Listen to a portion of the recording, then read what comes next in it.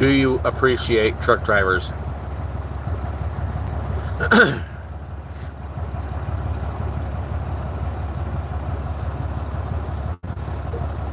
Do you appreciate truck drivers?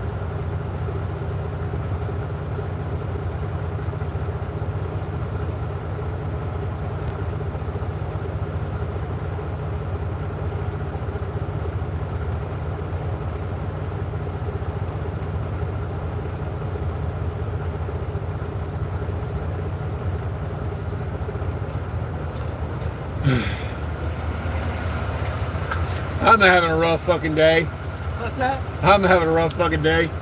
Let me tell you what happened. Back there, I was trying to make my ramen noodles. I went to open up the cupboard so I can get to my seasoning, right? One of the cans of food falls, knocks the bowl of freaking ramen noodles over onto the ground. Okay, so that one's gone. Went to make another one. This time I poured too much freaking garlic powder. Fuck! Have to make another one. And this one turned out, it didn't taste quite right, but fucking good enough. So yeah, I'm having a rough fucking night. Then, aren't you? Oh yeah, needless to say, I'm pissed. I wasted 2 bowls of noodles. But then again, they're cheap. Yeah. For those big things, boxes of noodles, they're cheap. But it still pisses me off. Stay right here. Let me double check, see if we got any over here. Depends on where I take you at, where it's at, okay? Okay. I'll be right back.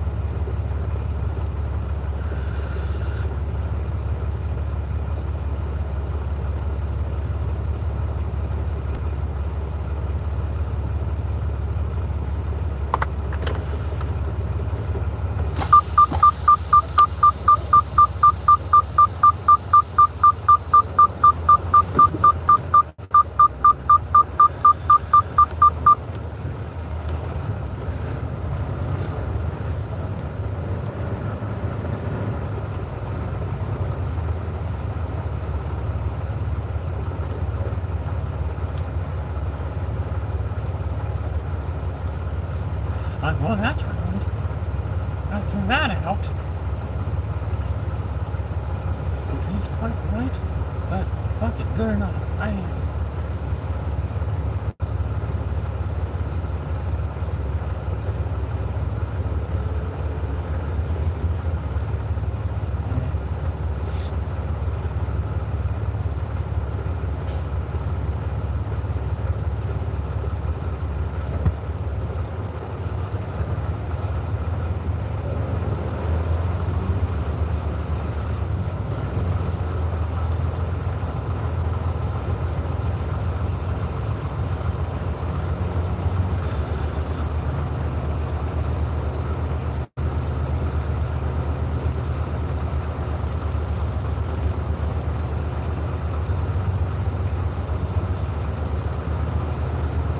Way too far ahead of me, buddy.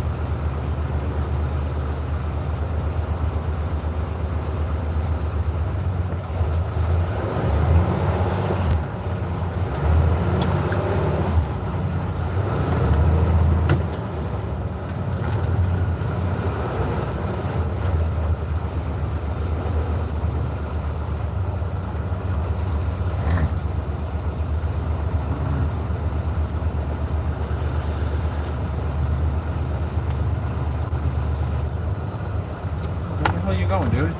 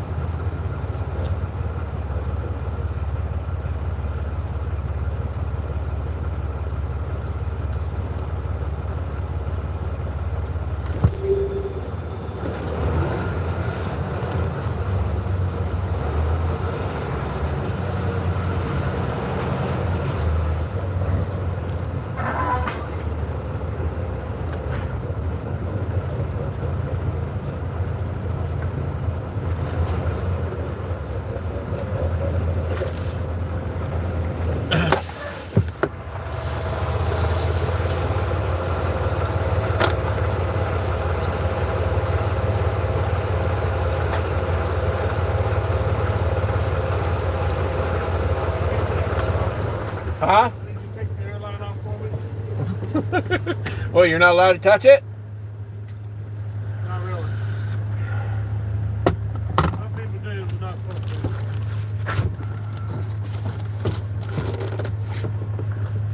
Yeah, I'm having a rough freaking night. Yeah. I went to make a bowl of ramen noodles, right? I was going to open up one of my cupboards, can of food falls out, knocks that bowl over, onto the ground. It gets worse. Next bowl, I went to open my thing of garlic powder. I just saw pouring it in way too much. Okay, that just got wasted. Now I made a third bowl. Ugh. I'm having a rough damn Yeah, that night. don't sound good. You've probably been there for a while today.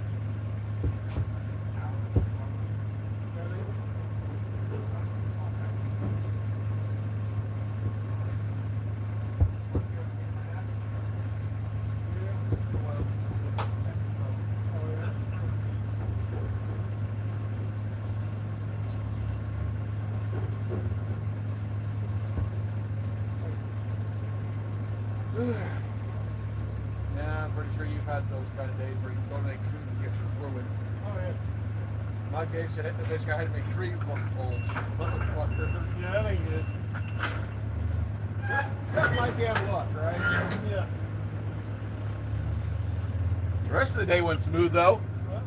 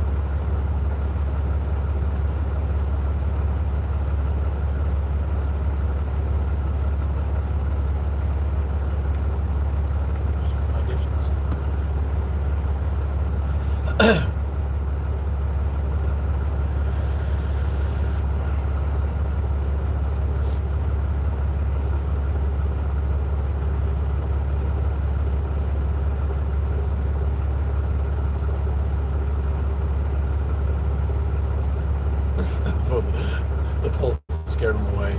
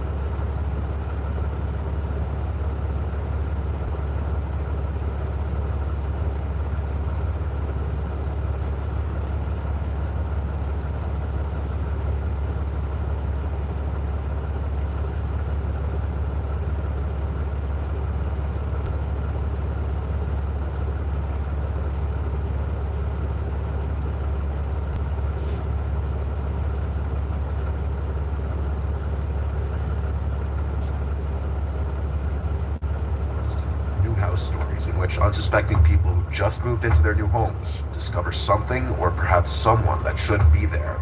But before getting into those, I want to thank DraftKings for sponsoring this video. DraftKings is an online, real money casino that lets you play whenever and wherever legally permitted.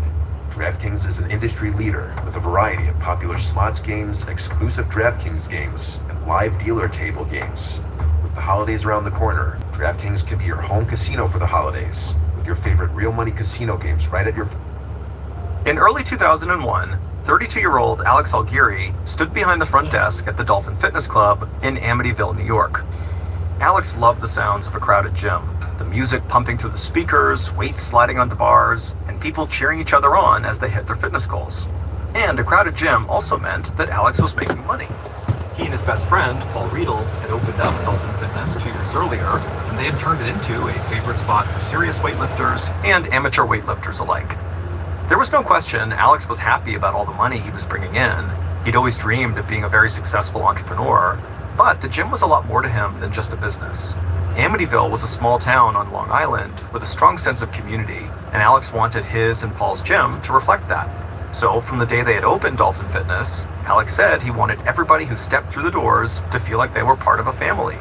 It didn't matter if people were old or young or what kind of shape they were in. Alex went out of his way to help his customers feel good about themselves and to feel like they belonged, and his customers loved him for it.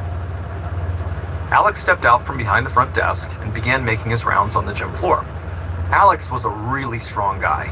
He was just about 6 feet, maybe a little bit under, but he looked like a very serious bodybuilder, super jacked. So most people at the gym called him Big Al. Alex had dark hair and a dark goatee, and on this day he was wearing a long-sleeved black shirt and tight jeans, his standard outfit at work. Alex said hello to just about everybody on the gym floor. He knew pretty much everybody by name, and he was excited to see some new members starting off the new year by coming to his gym. Just then, a young man waved at Alex and asked if he wouldn't mind coming over and spotting him on the bench. And Alex said that was fine, and he walked over to the bench press, and Alex told the young man he'd be ready to grab the bar if the young man struggled to lift it. So the young man took a deep breath, he grabbed the bar, brought it down to his chest, and then in one slow but steady movement, he pressed the bar all the way up, and Alex spotted him the whole time shouting words of encouragement, and then finally when the young man had fully extended his arms and fully did a rep, he racked the bar, and he and Alex exchanged high fives and cheered like he just won the Super Bowl or something. Just then, Alex turned and saw a couple of people standing by the front desk. He figured they were potential new members. So Alex scanned the gym and then just shook his head. His partner Paul was supposed to be here right now working too, and really it would have been his job to talk to these 2 new potential members, but Alex hadn't seen Paul on the gym floor in hours. So Alex walked away from the young man he had just spotted and headed over to the front desk and smiled wide and greeted the couple. The rest of that night pretty much went the same way. Alex did everything and ran the gym, and Paul didn't show his face again. And by the end of the night, after Alex had said goodbye to the last customers and locked up, he was feeling frustrated. Why should he do all the work, but still give Paul half the profits? Alex angrily marched his way towards the back of the gym, past some aerobics rooms, to a small office. Alex knew this is where he would find Paul. Alex opened the door, and there was Paul hunched over in a chair and tapping his fingers on a table. Paul didn't look up when Alex walked in. It was like he was off in his own world. Alex figured Paul must be high on cocaine or some other drug. It was a sight that Alex saw way too often. It made him mad because Paul was his business partner. He wasn't doing his job. But it also broke Alex's heart because Paul really was his best friend, and to see him struggle like this was hard. The 2 men had known each other for years, and they'd gotten along from the first time they'd met. They'd both grown up as working-class kids who dreamed of having their own business someday, and they both loved lifting weights and bodybuilding. So after becoming fast friends, they began to come up with a plan to open their own gym. For years, Alex and Paul had worked different jobs to save up money, and they had also found some outside investors who believed in them. And so eventually, when they had scraped all the cash together, they opened up Dolphin Fitness together. Now, most people who knew them said these 2 were closer than brothers. Alex had been Paul's best man at his wedding, and he was the godfather to Paul and his wife Leanne's baby boy. Back in the office, Alex shouted Paul's name, and Paul finally realized Alex was in the room with him. When Paul turned around and looked up, Alex could see his eyes were totally bloodshot. Alex really laid into Paul for not helping him run the gym that night, and he said he didn't understand what Paul was even doing with his life. They had achieved their dream of starting their own business. And on top of that, Paul had a beautiful wife and child, so why was he throwing everything away on drugs and partying like he was still a crazy bachelor in his early 20s? Paul was very defensive and shouted a few obscenities at Alex, and then basically just told Alex to leave him alone. But Alex said he'd had enough. He told Paul that he was ready to dissolve their business partnership and go start his own gym if he had to. That got Paul's attention. He stood up and walked right towards Alex. And Alex was a big guy, but Paul was like a giant. Paul was 6 foot 7 inches tall with a massive chest and huge arms. and Paul just started screaming, and Alex screamed right back. But Alex knew Paul was not someone to mess with when he was high and also angry. So pretty quickly, Alex just said he was done talking for the night, and he walked out of the office. From the hallway, Alex heard Paul scream at the top of his lungs, and then he heard the sound of an office chair go flying into the wall. Alex angrily clenched his jaw, picked up his pace, and grabbed his coat from behind the front desk. Then he headed out the back door of the gym to the parking lot, he climbed into his black Yukon SUV, and took off. And as he drove, he figured Paul was still probably screaming and throwing more furniture. The following day at the gym, Paul apologized to Alex. Alex was used to this. His friend would do drugs, he would lash out, say stupid things, and then feel bad about it the next day and say he was sorry. Alex accepted Paul's apology like he always did, but he just felt tired from having to deal with the same thing over and over again. Alex was all about family, and he loved the people close to him almost unconditionally. But even he was reaching a breaking point with Paul, and he knew he was not the only one who felt this way. Paul's wife, Leanne, was also fed up with Paul's drug use and angry outbursts. In fact, she was so upset with her husband that she'd gone to stay with her mother in Florida until she could figure out if she even wanted to stay married. Alex knew that Leanne leaving had made it really hard on Paul, but he couldn't blame her. After all, the night before, Alex had threatened to leave Paul and go start his own gym. And Alex had meant what he said, but he knew scrapping the Dolphin Fitness Club and trying to start his own gym would not happen overnight. So Alex decided to look at all of his options and start putting together a new business plan. That way he would feel like he was working towards something. And in the meantime, he hoped and prayed that Paul would get his life together and go back to being the great business partner and best friend that he used to be.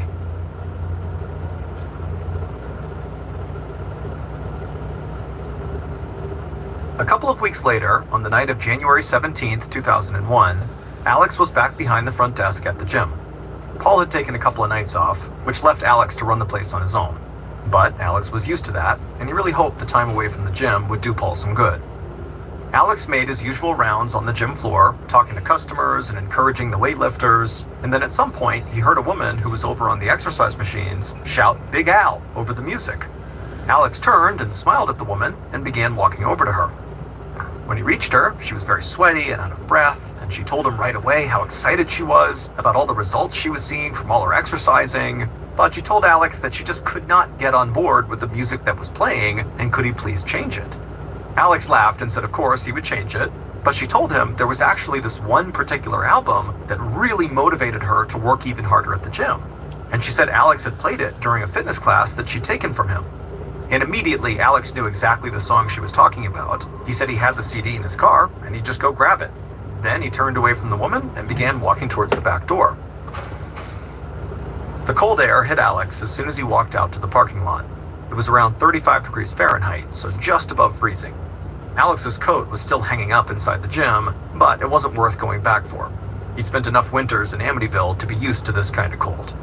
So Alex hustled across the parking lot to his black Yukon. When he got to it, he opened up the driver's side door and the dome light came on. Alex leaned into the SUV and started digging through the CDs that he kept in a case in the passenger seat. Then Alex heard someone shouting behind him in the parking lot, so he pulled his head out of the SUV and he turned to see what was going on. And when he did, he saw someone running directly towards him in the darkness. Back inside the gym, the woman who had asked Alex to change the music, she wiped the sweat from her forehead and looked off towards the back exit. Alex had been gone way longer than she thought he would be, but she figured he must be just having a hard time finding the CD, or maybe he'd stopped in his office to make a phone call before coming back to the gym floor. But then the woman saw something, and she screamed. Several people stopped their workouts and ran to her to see if she was okay, but she just pointed towards the back of the gym, and then more screams rang out above the music. Alex staggered onto the gym floor. Blood poured down his neck and soaked through his shirt. People ran up to him, and he looked at them, and in a strangled voice he said, "I've been shot." Alex collapsed to the ground. A woman who was a nurse rushed to his side and checked his pulse and immediately began administering CPR. At the same time, a man ran to the front desk and grabbed the phone and dialed 911. A few minutes later, police and paramedics arrived at the gym, and right away Alex was put on a gurney and rushed outside to a waiting ambulance. Someone had turned off the music by this point, so everybody in the gym just stood there in stunned silence. Most of them were in shock, and they couldn't understand what had even just happened. Everybody loved Alex. Why would someone shoot him?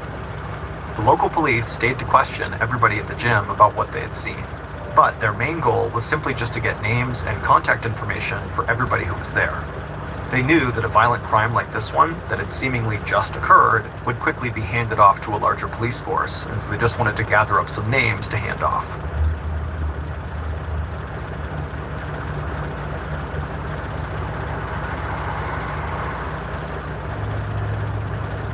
A couple of hours later, Detective Robert Anderson of the Suffolk County Police Department stepped out of his car in front of the hospital. Anderson looked and dressed more like a professor than a cop, and people who had worked with Anderson during his 34 years in law enforcement said he had a mind like a professor too. He was highly analytical and rarely satisfied with simple answers. Detective Anderson had gotten word that Alex Algieri had been shot outside of the gym that he owned, and Alex had been declared dead soon after being rushed to the hospital. From the minute Anderson was told he would be leading a homicide investigation in Amityville, he knew there would be a ton of pressure on him to solve the case fast, because Amityville was not your typical town. Amityville, for decades, had been associated with murder and dark forces. Almost 30 years earlier, in 1974, an Amityville man named Ronald DeFeo Jr. had killed his mother, father, 2 brothers, and 2 sisters in their home. The media attention from the mass murder was bad enough for a small quiet town, but things had only gotten stranger for Amityville after that. The family that wound up moving into the DeFeo house where those murders happened claimed they were terrorized by a demon or some other supernatural entity in the house. This claim eventually drew the attention of very famous paranormal investigators Ed and Lorraine Warren, who came out and did their own investigation, and the story of this demon or entity in the home also was eventually turned into a book called The Amityville Horror. And that book has since been spun off into movies and TV shows. I mean, Amityville really became synonymous with evil. And so Detective Anderson knew that Amityville community leaders had worked really hard over the years to kind of correct their image. They didn't want to be known as this violent or cursed town. But this brutal shooting in a gym parking lot threatened to put Amityville right back in the national news for all the wrong reasons. Anderson walked into the hospital and found his way to the private room where Alex's father was waiting for him. Alex's father wiped tears from his face, cleared his throat, and introduced himself to Anderson. But before Alex's father could say much more than his name, he broke down in tears again. Even after 34 years as a cop and dealing with some of the most notorious murders on Long Island, nothing could really prepare Anderson for meeting a parent who just lost their child. It was the worst kind of loss Anderson could imagine. Seeing Alex's father in so much pain really hit him hard. He told Alex's father how sorry he was for his loss. Then Anderson said he hated to put him on the spot at that moment, but he did need to know if there was anyone who might have wanted to hurt his son. Alex's father wiped away his tears and then told Anderson that Alex was the sweetest, kindest man you'd ever meet, and that everybody who knew him really loved him. But then he said there definitely was one person who could have done this to his son, Alex's best friend and business partner, Paul Riedel. It turned out Alex had told his father all about Paul's drug use, his partying, and he had also told him that he was thinking about scrapping the business with Paul and going out on his own. Anderson thanked Alex's father for his help and told him how sorry he was again. Then Anderson left the hospital and drove back to the station. He wanted to gather as much information as he could on Paul. It didn't take long for Detective Anderson to discover that Paul had had more than his fair share of run-ins with the law. He had served time in prison for drug charges and armed robbery, and he had previously been linked to an illegal sports gambling ring. But Anderson knew that did not mean the man had killed his best friend. So for the time, Anderson put Paul's police record to the side and dug more into his personal life and his relationship with Alex. The local Amityville police had passed along contact information for everybody they found at the gym when they had first arrived there. And when Anderson and his team reached out to those people, they all said pretty much the same thing. Alex was like family, and everybody loved him. But Paul, he was a mess, and he definitely was capable of shooting Alex. Some of Alex's family and closest friends were even more straightforward when they spoke to Anderson. They said they were sure Paul had to be the murderer. So Anderson knew he would just have to go talk to Paul, but he didn't want to drag Paul to the station and chuck him inside of an interrogation room just yet, because he feared as soon as he did that, all of Amityville would decide Paul really was guilty. And so that could potentially destroy an innocent man's life, and it could put even more pressure on police to arrest someone before they were actually ready. So Anderson actually came up with a fairly outside-the-box way to question Paul that was not super formal. Now, it was not going to be ideal by any means, but it was an opportunity Anderson didn't want to miss. His team would talk to Paul at Alex's funeral. Days after Alex's murder, a line of cars stretched out down the street in front of a local funeral home, and they wrapped around the corner. Hundreds of people had come to pay their last respects to Alex. Detective Anderson filed into the funeral home behind a group of mourners. It was common for investigators to attend funerals for homicide victims. It gave them a chance to watch how potential suspects acted. But Anderson was really just there to observe Paul and to see if he could get any information from Paul after the service was over. Anderson watched as Paul made his way to the front of the chapel inside of the funeral home. And it immediately became clear to Anderson that it didn't matter to other people that Paul had not been brought in for questioning yet. Clearly, they had already decided Paul was guilty. People literally shouted at Paul as he walked down the aisle towards his best friend's coffin. They told him to leave and said how dare he show his face here. Paul didn't engage with any of them. He just stared at the floor and clung to his wife Leanne as he walked. Detective Anderson couldn't get over how small this enormous guy seemed to look at this very moment. But Anderson didn't know if he should feel sorry for Paul or if he was just being too cautious and too analytical. Maybe everybody else was right. Maybe this case was clear-cut, and Paul really was the killer. Anderson watched as Alex's friends and family talked about how much Alex had meant to them and how proud they had been of him. Alex's father fought back tears and spoke about all the special times he'd shared with his son. Then he broke down and said Alex would never get to experience those kind of moments with a child of his own because someone had taken that chance away from him. After the funeral was over, Anderson and some other members of his team separated from the throng of mourners and followed Paul and his wife Leanne outside. The investigators approached, and as they did, Paul suddenly stood up to his full height. Suddenly, the small, kind of sad-looking man Anderson had seen inside had disappeared. Paul now looked angry and huge. Clearly, he did not like the fact that police were bothering him at his best friend's funeral. Anderson assured Paul they were only trying to get some basic information. So Paul just said he loved Alex, he would never hurt him, and on the night of the murder, he said he was with friends in another town.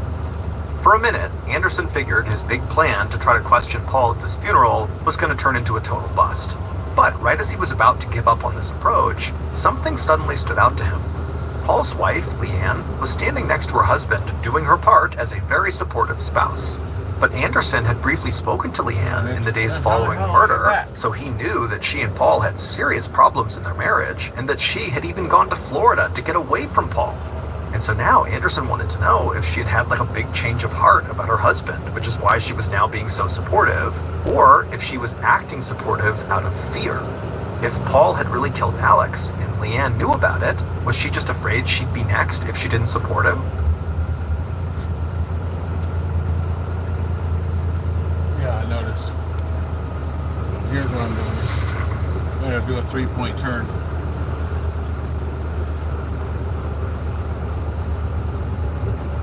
On January 23rd, 2001, so 6 days after the murder, Detective Anderson met with Leanne at her grandmother's house in a small town that was not too far from Amityville.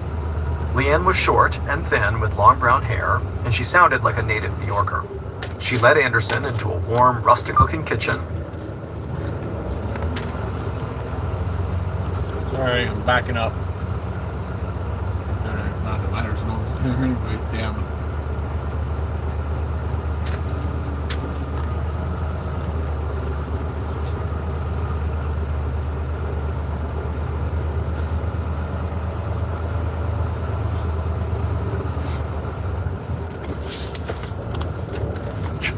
But Anderson wasn't convinced, and so he pressed Leanne a bit, and he asked what had happened that made her leave New York and go to Florida in the first place.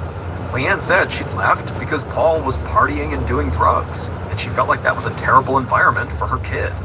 But Leanne was clear that she did not believe Paul would ever kill his friend Alex. Sure, the two men fought sometimes, but they were like brothers, and brothers fight. She knew Paul loved Alex. Anderson said he understood, and then he asked her if there was anything else she could think of that might help with the investigation. Leanne shifted in her chair, and then looked around the room like she was trying to make sure nobody else was listening. Then she leaned closer to Anderson, and in a quiet voice, she told him there was something going on that he needed to know about. Paul had gotten into trouble with the mob, and he had actually received a rat card in the mail. Anderson hid his surprise pretty well, but this was news to him. He knew Paul had a police record and that he'd been linked to some low-level criminals who might have loose ties to the mob, but receiving a rat card meant that members of the mob believed Paul had sold them out to the police, an unforgivable offense in the world of organized crime. Then Leanne told Anderson that things had actually gotten even worse after that. At a big party a year earlier, Paul had gotten into this big public argument with a man who wound up being a captain in the Gambino organized crime family. At the time, the Gambinos were one of the most powerful mafia organizations in New York City. Leanne said Paul never told her what the argument was about. She was pretty sure he owed a lot of money to some very powerful people. Detective Anderson listened quietly, and he still didn't show anything on his face, but he knew his case might have just taken a major turn. It was one thing for Paul to be connected to some small-time criminals in Amityville, New York, but it was a whole different thing for Paul to be in debt to high-ranking members of a New York City mafia family. Anderson talked to Leanne a little while longer, and then thanked her for her time.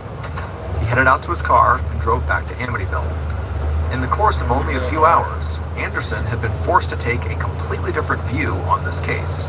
He still considered Paul a suspect, but now Anderson had a totally new theory as to what could have happened. He thought maybe the mafia had put out a hit on Alex, so Paul's best friend, as a way to warn Paul, "Pay us the money you owe us, or you'll be next." In February of 2001, so about a month after Alex's murder, Detective Anderson got word that Paul and Leanne had reconciled and repaired their marriage. But there was more to the story than that. Paul had moved with Leanne and their kid down to Florida, and members of Alex's family and a lot of other people in Amityville were up in arms about it. Many people in the community had never stopped believing that Paul killed Alex, and now they thought Paul had left the state to run away from the crime he had committed. The pressure on Anderson to arrest Paul continued to grow, and some people questioned whether Anderson was even doing his job. But Anderson understood their frustration. He also wanted to bring Alex's killer to justice. But he wasn't just going to cave in and arrest Paul because he actually didn't have any concrete evidence against Paul. Anderson's team had confirmed Paul's alibi for the night of the murder, and they'd combed over the crime scene at the gym multiple times, and nothing they found directly linked Paul to Alex's murder. On top of that, Anderson was following up on leads that connected Paul to the mafia. He was supposedly in debt to dangerous men, he had had that public fight with a member of the Gambino family, and Alex's murder did seem to look like it could have been a mob-style hit. So Anderson remained focused and calm, and he kept pursuing all of the possible leads in the case. He also told his team not to be swayed by public opinion. Just because others had already made up their minds about what had happened did not mean they needed to do that too. But over the next month, Anderson hit one dead end after another. He couldn't discover any definitive links between Paul and the Gambino family or any other high-ranking members in the mafia. Then, in April, so 3 months after Alex's murder, Anderson found out that Leanne was pregnant. And this news sparked another round of anger from the Amityville community and threatened to make Anderson's job even harder than it already was. People were outraged that Paul was allowed to carry on with his life and watch his family grow after he had robbed his best friend Alex of a chance to start his own family. Anderson continued to sympathize with the people who were frustrated with him. He knew they just wanted answers. So Anderson kept working every angle of the case he could think of, but he felt like he was running out of time. He needed a break in the case to help appease his loudest critics, and to at least give Alex's family some hope that justice would be served. On November 11th,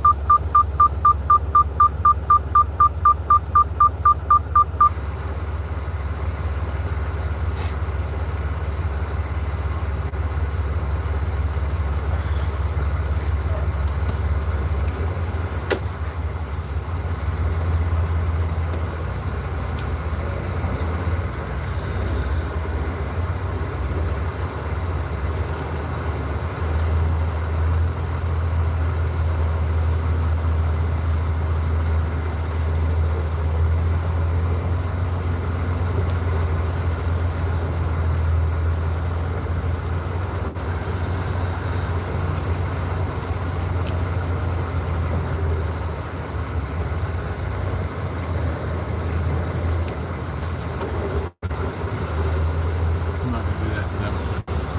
I'll go over here.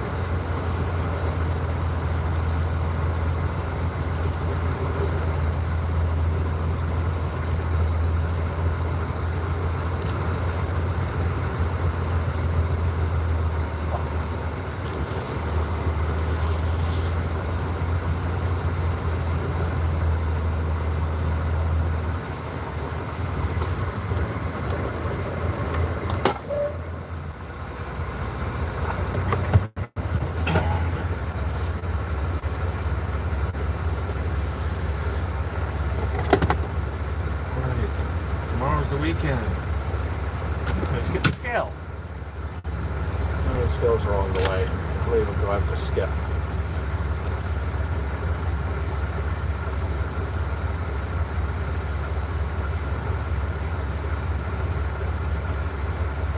And how do I skip them?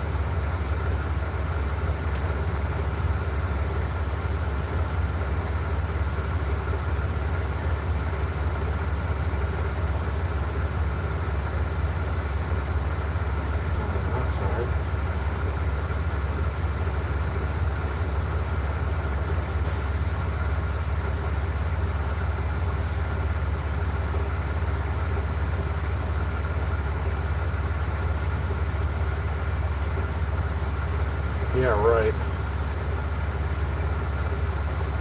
Pretty sure there's some scales closer than that. There's one there. I'm not going that way.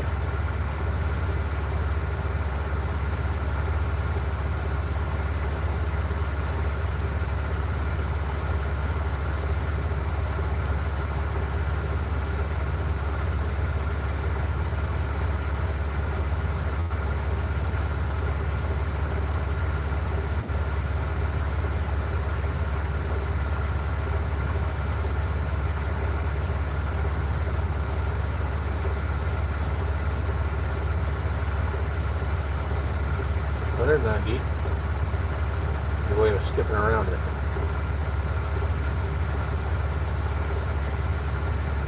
Yes, and no.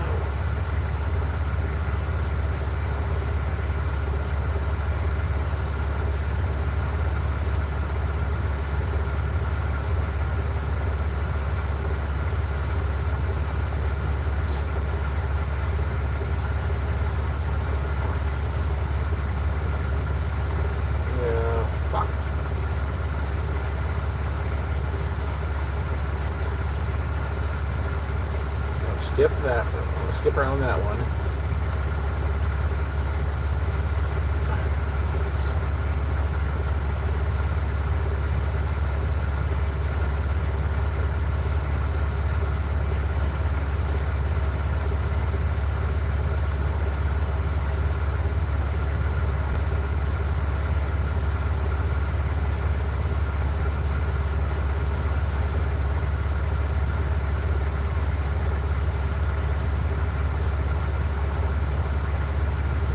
There on the other side. Good there.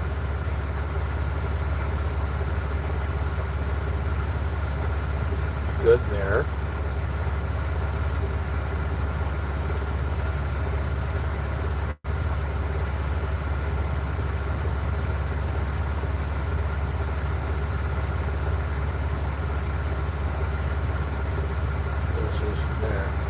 Is there a way around it?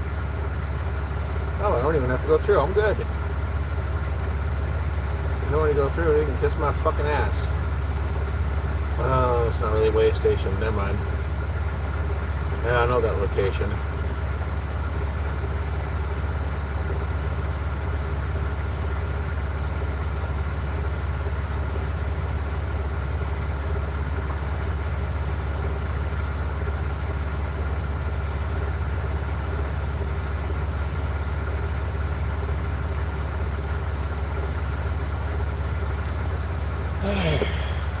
Fuck. Damn it.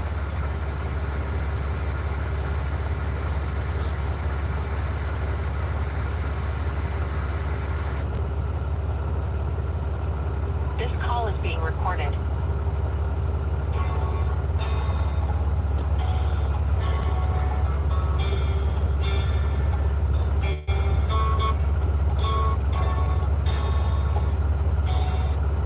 Going on there, Tyler?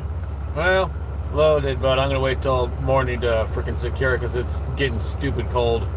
So they allow me to park for the night, so I'll just finish securing it in the morning and then get down the road. The only thing is, according to their scales, the steer axles are over by 40 pounds. And I've got less than a half a tank of fuel, closer to a quarter tank. So you know what that means. And they said they said they're closed for the night, and they're not open tomorrow to recorrect the weight. All good stuff. Yeah, all no good stuff. All good news. Oh, okay. You have a guy who's what? No, So like I said, come morning, I'm gonna secure this load, and then get down the road, and I'm actually gonna go find someplace and scale it, make sure they're. I mean, I'd never believe ship and receiving scales, so it might be different when I hit the actual cat scale. So if all else fails, I'll just play the whole skip the scale game. I got my TV clock in town. Hold up.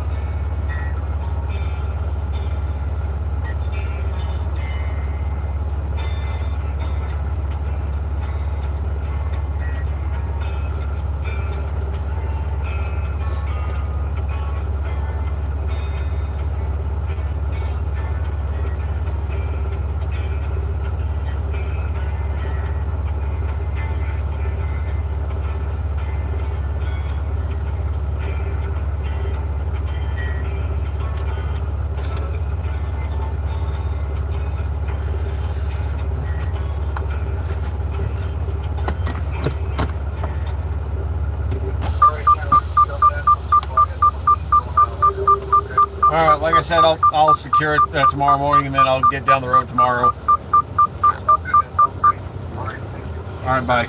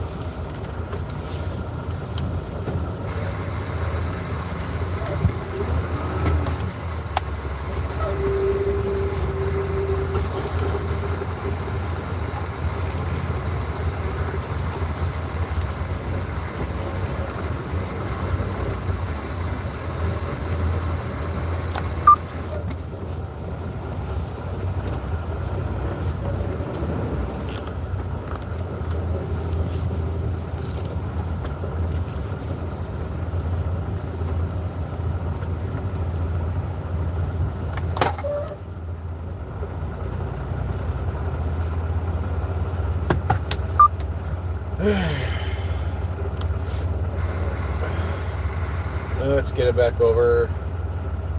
I get the story going again. After Alex's murder, a detective from the New York City Police Department sat across a table from a guy in custody and listened to him rambling about how he could help the police. The NYPD detective almost found the whole thing kind of amusing. It was pretty common for people in custody to try to cut a deal by giving up information on crimes that were even worse than the ones they'd committed. A lot of times, though, the so-called leads these people provided went absolutely nowhere. But occasionally, some leads would pan out.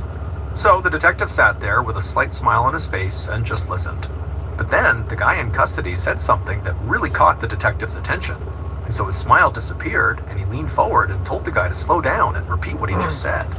The guy nodded and leaned in closer, almost like he and the detective were on the same team. Then he repeated what he had just said. He said he knew who had killed that gym owner in Amityville, and he knew why they killed him. Now remember, Amityville is a small town about 2 hours away from Manhattan, and so criminals trying to cut a deal with the NYPD did not usually reference small town crimes like this one. So the detective sensed this could actually be legitimate. So he got all the details he could from this guy in custody about Alex Aguirre's murder. Then the detective walked out of the room, went to his desk, and made a phone call. A second later, an officer with the Suffolk County Police told Detective Anderson there was a call for him from an NYPD detective. The officer said that this detective was calling with information about the Alex Aguirre case, and it could potentially break the case wide open. Anderson walked to his desk, and as he did, he felt a rush of adrenaline. This was the first time in months that he actually might have a possible new lead.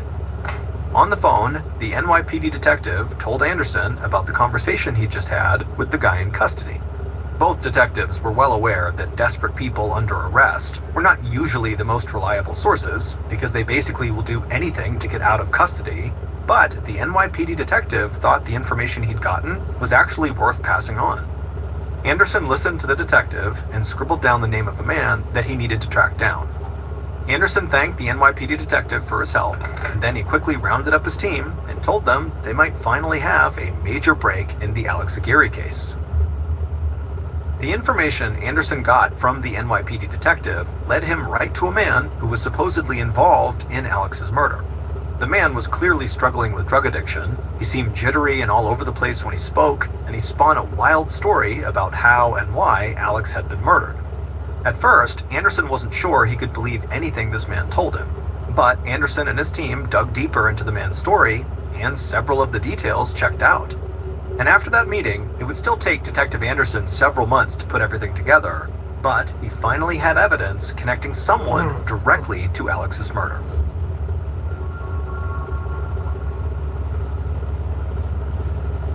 Based on interviews conducted throughout the investigation and evidence found at the scene, here is a reconstruction of what police believe happened on the night of January 17th, 2001, when somebody murdered Alex outside of his gym.